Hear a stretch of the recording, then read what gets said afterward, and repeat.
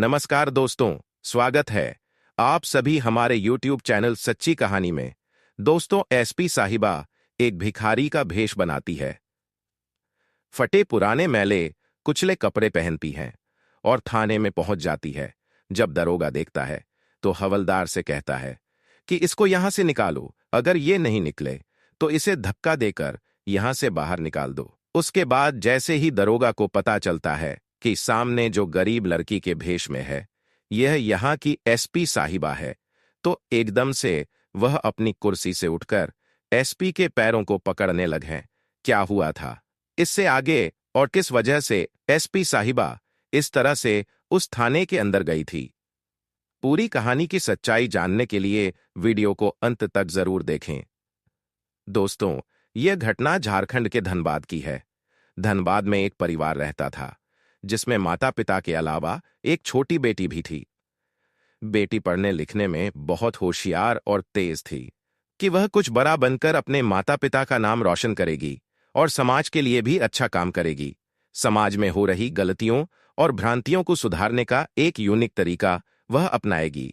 इसी सोच के साथ उसने आईपीएस की तैयारी की और अंत में उसका चयन भी हो गया। चयन होने के बाद वह ट्रेनिंग करती है और ट्रेनिंग पूरी करने के बाद वह घर लौट आती है। तब उसके माता पिता कहते हैं, बेटी, अब तो तुम एक अच्छी नौकरी पा चुकी हो और तुम्हारी उम्र भी, अब तुम्हें किसी अच्छे लड़के से शादी कर लेनी चाहिए। इस पर लड़की कहती है, पिताजी, शादी तो हमें करनी है, इसमें कोई शक नहीं है, लेकिन अभी मेरा जो लक्ष्य है वह मुझे पूरा करना है। मैं अभी समाज को देखना चाहती हूँ। समाज कैसा है, अभी तक तो मैंने समाज को कभी देखा ही नहीं है।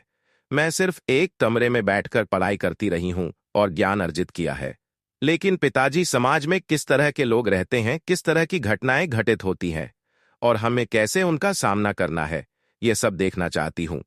4-5 साल तक मुझे सिर्फ यह अनुभव करना है, उसके बाद ही शादी करूंगी। पिताजी, आप और मां मुझे समझा रहे हैं, लेकिन मैं अपने फैसले पर अडिग हूं। पिताजी ने आखिरकार कहा, बेटी, अब तुम समझदार हो गई हो, अपने फैसले खुद लो और अपना ध्यान रखना। यह सुनकर अनीता ने जवाब दिया, आप चिंता ना करें, मैं अपना ख्याल रखूंगी। इसके बाद अनीता अपनी ड्यूटी के लिए रवाना हो गई। धनबाद में उसकी पहली पोस्टिंग थी, लेकिन ड्यूटी पर जाने के बजाय उसने अपने निजी ड्राइवर से कहा, मुझे किसी सुन जगह पर छोड़ दो। ड्राइवर पहले तो थोड़ा झका, लेकिन उसने आदेश का पालन किया। वह अनीता को शहर की एक सुनसान जगह पर छोड़ आया। वहां पहुंचकर अनीता ने कहा, से सुनो, मैं यहां से अकेले जाऊंगी और किसी को मेरे बारे में कुछ मत बताना। अगर तुमने किसी को बताया तो समझ लो तुम्हारी नौकरी गई। ड्राइवर डर के मारे बोला, मैडम, आप निश्चिंत रहे, मैं किसी को कुछ नहीं बताऊंगा। इसके बाद अनीता ने अपने कपड़े और लुक बदला। उसने खुद को एक भिखारिन की तरह तैयार किया। सारे फटे पुराने कपड़े पहनकर की ओर चल दी। थोड़ी देर बाद वह थाने के पास पहुंची। वहां उसने थाने के आसपास चक्कर लगाना शुरू किया। पुलिस स्टेशन के पास खड़े कुछ कांस्टेबल उसे देखकर चौंके और बोले, अरे, यहां क्या कर रही है, कहीं और जाकर मांग, यहां मत परेशान कर। अनीता ने शांत स्वर में जवाब दिया, आप अपना काम करिए, मैं किसी को परेशान नहीं कर रही हूं। ये कहकर वह थाने के आसपास टहलने लगी, जैसे वह कुछ खास तलाश रही हो। अनीता, जो भिखारिन के रूप में थाने के आसपास घूम रही थी, हर चीज पर बारीकी से नजर रखे हुए थी। लगभग 20 से 30 मिनट के बाद अचानक थाने के बाहर भीड़ जुटने लगी। भीड़ के बीच अनीता ने एक कांस्टेबल से पूछा, साहब, यहां इतनी भीड़ क्यों लगी है? कांस्टेबल ने लापरवाही से जवाब दिया, हुआ है उसका परिवार शिकायत लेकर आया है, लेकिन जिसने यह किया है वह एक अमीर व्यापारी का बेटा है। मामला थोड़ा पेचीदा है। यह सुनकर अनीता के कान खड़े हो गए।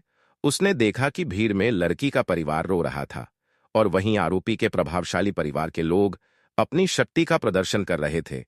अनीता ने पुलिस वालों की नजर से बचते हुए थाने के अंदर घुसने की कोशिश की। जैसे ही वह अंदर पहुंची, वहां मौजूद अधिकारी चौंक गए। दरोगा साहब ने गुस्से में पूछा, अरे, इसे अंदर कैसे आने दिया? यह भिखारिन यहां कैसे घुस गई? कांस्टेबल घबरा गए और बोले, साहब, हमारी नजर इस पर नहीं पड़ी, पता नहीं ये कब अंदर आ गई। दरोगा साहब ने आदेश दिया, इसको कुछ खाने को दे दो, पैसे दे दो और यहां से भगाओ, हमें अपना काम करने दो। कांस्टेबल ने अनीता से कहा, देख यहां से जा, कुछ पैसे चाहिए तो ले ले, कुछ खाने का चाहिए तो खा ले, लेकिन यहां मत बैठ। अनीता ने उनकी बात अनसुनी करते हुए शांत स्वर में कहा, साहब, मैं यहां थोड़ी देर बैठना चाहती हूं, थक गई हूं, आराम करना चाहती हूं, आपको परेशान नहीं करूंगी, बस उस कोने में बैठने दीजिए। अनीता थाने के बाहर एक पेड़ के नीचे बैठ गई और वहां से दरोगा साहब की हर गतिविधि पर नजर रखने लगी। उसने देखा कि लड़की का परिवार रोते हुए न्याय की गुहार लगा रहा था, लेकिन आरोपी के प्रभावशाली पिता दरोगा को रिश्वत देकर मामला दबाने की कोशिश कर रहे थे। दरोगा ने लड़की के पिता से कहा, देखिए, यह मामला कोर्ट कचहरी में गया तो सालों लग जाएंगे, बेहतर होगा कि यहीं निपटा ले। लड़की का पिता मजबूरी और लाचारी में कांपते हाथों से दरोगा को पैसे देता नजर आया। भिखारिन बेहद साफ सुथरा खरी हिंदी में बात कर रही हैं और कभी कभी अंग्रेजी में भी बात कर रही है। वे सब हैरान रह गए। थाने के कुछ पुलिसकर्मी भी यह सब देख रहे थे और भौ चक्के रह गए। कांस्टेबल अनीता के पास आकर बोले, तुम कौन हो, हमें सच सच बताओ। अनीता ने यह सुनते ही अपना गेटअप हटा दिया। जैसे ही उसने अपने असली रूप में कदम रखा, सभी कर्मचारी हड़बड़ा गए, दरोगा को फटकार हुए। उसने कहा, तुमने गरीब परिवार के साथ बहुत अन्याय किया है। मैंने अपनी आंखों से तुम्हारी सारी करतूतें देखी हैं। अब तुम्हारे खिलाफ सख्त कार्यवाही होगी। थाने के सभी पुलिसकर्मी सन्न रह गए। दरोगा घबराकर माफी मांगने लगा, लेकिन अनीता ने उसे सख्त लहजे में चेतावनी दी कि अब वह गरीब परिवार को न्याय दिलाकर ही रहेगी। अनीता की सख्ती देखकर सभी पुलिसकर्मी उसे सलाम ठोकने लगे। अंत में अनीता ने गरीब परिवार को इंसाफ दिलाया और थाने के कर्मचारियों को उनकी लापरवाही और भ्रष्टाचार के लिए सजा दी।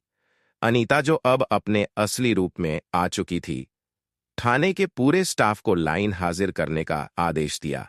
उसने दरोगा और सभी कांस्टेबलों को एक एक कर तलब किया और उनके कर्तव्यों में की गई लापरवाही और भ्रष्टाचार के लिए सख्त फटकार लगाई। दरोगा से सख्त लहजे में कहा, तुम्हारी ड्यूटी न्याय दिलाने की थी, लेकिन तुमने अपनी जिम्मेदारी को पैसे के लिए बेच दिया। अब तुम्हें इसका अंजाम भुगतना होगा। इसके बाद अनीता ने कुछ पुलिसकर्मियों को तुरंत प्रभाव से सस्पेंड करने का आदेश दिया। थाने में मौजूद सभी लोग स्तब्ध थे। उन्हें समझ नहीं आ रहा था कि अचानक से यह सब कैसे हुआ, लेकिन अनीता ने यह सुनिश्चित किया कि हर दोषी को उसकी सजा मिले और गरीब परिवार को तुरंत न्याय मिले। इस घटना के बाद पूरे धनबाद शहर में आईपीएस अधिकारी अनीता की चर्चा होने लगी। लोग उसकी ईमानदारी और कर्तव्य निष्ठा की तारीफ करते नहीं थक रहे थे। हर जगह बस यही बात हो रही थी कि कैसे एक आईपीएस अधिकारी ने भिखारिन का वेश धारण कर भ्रष्टाचार को बेनकाब किया और गरीब परिवार को न्याय दिलाया। दोस्तों, धर्म केवल पूजा अर्चना तक सीमित नहीं है, यह कर्तव्य निभाने का मार्ग है। हमारे शास्त्रों में कहा गया है, धर्मो रक्षति रक्षित, अर्थात जो धर्म की रक्षा करता है, धर्म उसकी रक्षा करता है। आज के परिप्रेक्ष्य में धर्म का अर्थ है अपने कर्तव्यों को पूरी निष्ठा और ईमानदारी से निभाना। ऐसे अधिकारी जो गरीबों, पीड़ितों और शोषित के लिए खड़े होते हैं, असल में समाज के सच्चे रक्षक हैं। उनकी जिम्मेदारी सिर्फ अपराधियों को पकड़ने तक सीमित नहीं है, बल्कि यह सुनिश्चित करना भी है कि न्याय कमजोर से कमजोर व्यक्ति तक पहुंचे।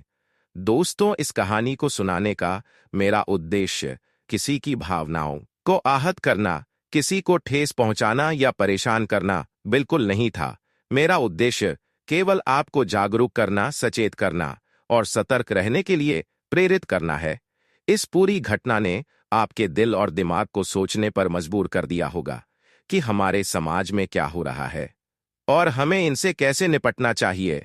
अगर यह कहानी आपको सोचने और समझने का एक नया नजरिया देती है, तो ऐसी और भी कहानियों के लिए हमारे चैनल को लाइक, शेयर और सब्सक्राइब जरूर करें।